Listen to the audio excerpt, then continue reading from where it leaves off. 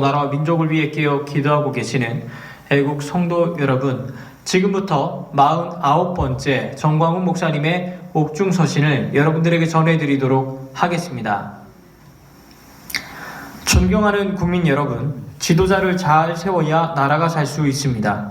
성경에는 지도자를 세우는 원리가 잘 나와 있습니다. 구약의 대표인 모세와 다윗이 어떻게 세워진 것을 보면 오늘날도 누구를 지도자로 세워야 되는지에 대해 알 수 있습니다. 그 중에도 베들레헴 목동이 예루살렘의 왕이 되는 과정은 지도자 양육의 교과서입니다. 다윗은 베들레헴에서 출발합니다. 베들레헴은 예수님이 태어난 곳으로 떡집이란 뜻이지요.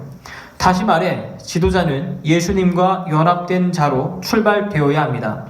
주님과 철저히 연합된 자가 진정한 지도자가 될 수 있다고 하는 것입니다. 이것은 곧 복음의 7대 연합으로 출발해야 한다는 것입니다. 다윗 왕이 하나님의 보시기에 합당한 것은 양치는 자세에서 나타납니다.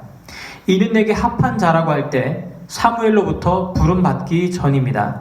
그러면 하나님께 합한 자로 보여진 것은 양치는 자세에서 나타났다고 봐야 합니다.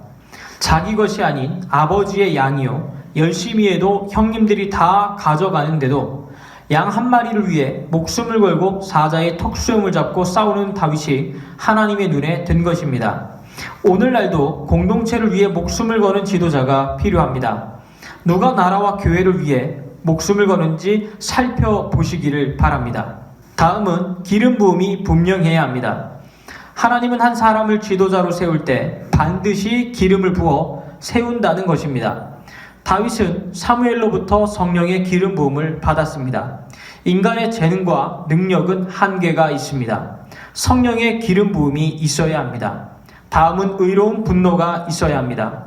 골리앗이 왔을 때 사울은 숨었고 다윗의 아버지는 자기 아들은 희생하면 안 되고 형들은 자신들도 못하면서 오히려 다윗을 꾸짖었습니다. 백성들은 나라가 망하는지 죽는지 먹고 살기에 바빴습니다. 오직 다윗은 골리앗과 맞짱 뜨러 나갔습니다. 오늘날도 다윗같이 의로운 분노가 있어야 지도자가 될 것입니다.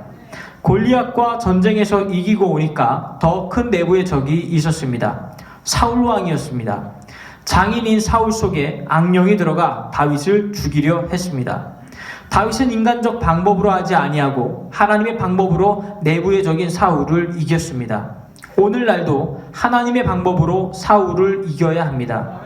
다윗의 모든 고난은 엔게디 굴에서 끝납니다. 지도자로 완성이 된 것입니다. 엔게디 굴 속에서 무슨 일이 있었나요? 사울을 피하여 엔게디 굴 속에 숨어 있을 때 사울이 같은 굴에 들어왔습니다. 얼마든지 사울을 죽일 수 있었으나 다윗은 자신의 지정의를 사용하지 않고 완전히 하나님께 반납했던 것이지요. 이것은 예수님의 십자가의 모형이 되었습니다. 아버지여 아버지여 내 뜻대로 마옵시고 아버지의 뜻대로 되기를 원하나이다. 이 말씀이 다윗에게 이루어진 것입니다. 선악과 이후 독립된 의지를 하나님께 반납한 것입니다. 여기에서 모든 것이 끝인 것입니다. 하늘의 하나님이 감동되었습니다. 그래서 예수님은 다윗의 자손이라고 하는 것입니다. 완전 복음과 완성이 된 것입니다.